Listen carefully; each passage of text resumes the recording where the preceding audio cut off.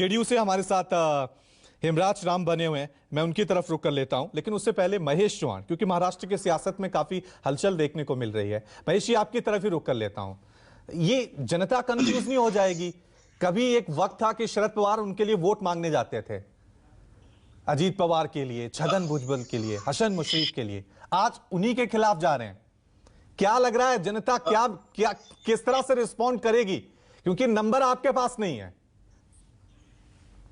रवि जी धन्यवाद। मैं सबसे पहले भ्रष्टाचार के मुद्दे पर 1 मिनट में खत्म करता हूँ, बाद में आपने जो सवाल पूछे उस पर जरूर आऊंगा।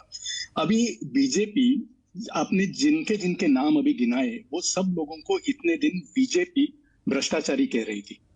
जब ये लोग पार्टी बदल के बीजेपी के साथ जाते तो वो बोलते कि वो भ्रष्टाचारी नहीं है, उन पर तो सिर्फ आरोप है, आरोप प्रूव होने के बाद उन्हें भ्रष्टाचारी कहना चाहिए। तो फिर ये लोग इतने दिन इनको भ्रष्टाचारी कहकर लोगों को क्यों गुमराह कर रहे थे और क्यों लोगों के वोट्स ले रहे थे? लोग गुमराह होकर इनको वोट्स दे रहे थे। तो क्या इन्होंने अभी लोगों से माफी नहीं मांगनी चाहिए?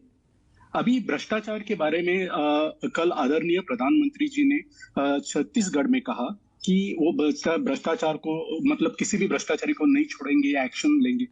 1 हफ्ते पहले उन्होंने यही कहा था एमपी में भी, महाराष्ट्र के भ्रष्टाचार के बारे में उन्होंने जिक्र किया था और 70,000 करोड़ के घोटाले की भी, सिंचाई घोटाले की भी उन्होंने जिक्र किया था।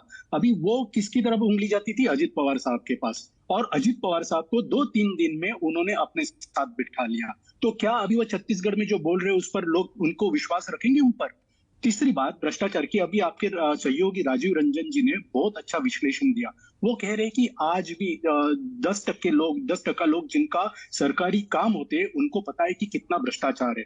तो मेरा सिर्फ एक, मतलब जो लोगों के मन में होता है, मेरे भी मन में वही संदेह है कि 2014 से बीजेपी शासन में है, केंद्र शासन में 9 साल हो गए, क्यों नहीं भ्रष्टाचार के खिलाफ वो कार्रवाई करते? क्यों नहीं वो सरकार में जो पार्टी है, बीजेपी के लोग हैं, उनके ऊपर भ्रष्टाचार की कार्रवाई होती नहीं है, ईडी के केसेस होते नहीं है? तो लोगों के मन में संदेह पैदा होता है। 2014 पहले जो भ्रष्टाचार है उस पर कार्रवाई हो रही, लेकिन 14 के बाद जो है उस पर कार्रवाई नहीं हो रही।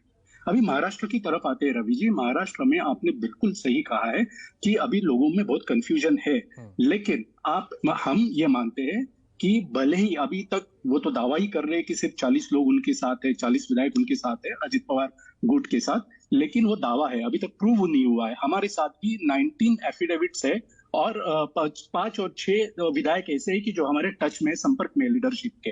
तो ये तो जब भी प्रूव होगा 2/3 मेजोरिटी, तब इस पर बात होगी। लेकिन जितने भी विधायक गए हैं, हम ये मानते हैं कि भले ही वो विधायक लेके गए होंगे, लेकिन मतदार लेकर गए हैं कि नहीं, ये तो साबित चुनाव के दौरान होगा। अभी जैसे कि आपने थोड़ी देर पहले कहा, शरद पवार जी ने अभी से राज्य का दौरा शुरू किया है। वो आज ही नासिक जा रहे, छगन भुजबल साहब के यहाँ पहली बार वो सभा ले रहे हैं। उनके येवला करके मतदार संघ है, उनका चुनाव क्षेत्र है, उधर जाके वो पहली सभा ले रहे हैं। और इसमें हम लोगों ने एक परिवारवाद का भी जिक्र हुआ। परिवारवाद के बारे में जैसे कि आपके ही सहयोगी ने कहा कि ये शरद पवार साहब स्टेटमेंट दे चुके हैं कि क्या मैं सुप्रिया सुले जी को नहीं मंत्री पद दे सकता था अगर मुझे परिवारवाद करना था? तो 2006-7 से लेकर आज तक 16-17 साल सुप्रिया जी राष्ट्रीय राजनीति में है। वो आपको पता होगा, उन्हें लगातार 8 बार संसद रत्न से सम्मानित किया गया है। इसका मतलब होता है कि बेस्ट पार्लियामेंटेरियन। तो उन्होंने उनको खुद को साबित किया है। उसके बाद जाके उनको संगठन का पद दिया था।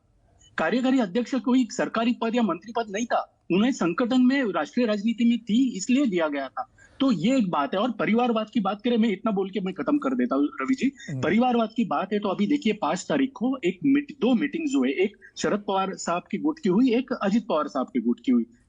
अगर वो बोलते कि परिवारवाद है तो छगन भुजबल साहब, उनके बेटे 2 देखिए, और अजित पवार जो कि भाषण दे रहे थे, उनके पीछे कौन खड़ा था आपने देखा? उनका बेटा खड़ा था। पूरा टाइम दिया मैंने आपको, पूरा टाइम दिया मैंने आपको महेश जी, पूरा टाइम दिया। अब ठीक है, मैं आपको काउंटर सवाल ये कर लेता हूं कि अभी आप कह रहे हैं कि अजित पवार के खिलाफ कार्रवाई होनी चाहिए, हसन मुश्रीफ के खिलाफ कार्रवाई होनी चाहिए। जब ये आपकी पार्टी में थे तब ये भ्रष्टाचारी नहीं थे, अब ये बीजेपी में शामिल हो गए तो आप इन्हें कह रहे हैं कि इनके खिलाफ बीजेपी कार्रवाई नहीं कर रही है।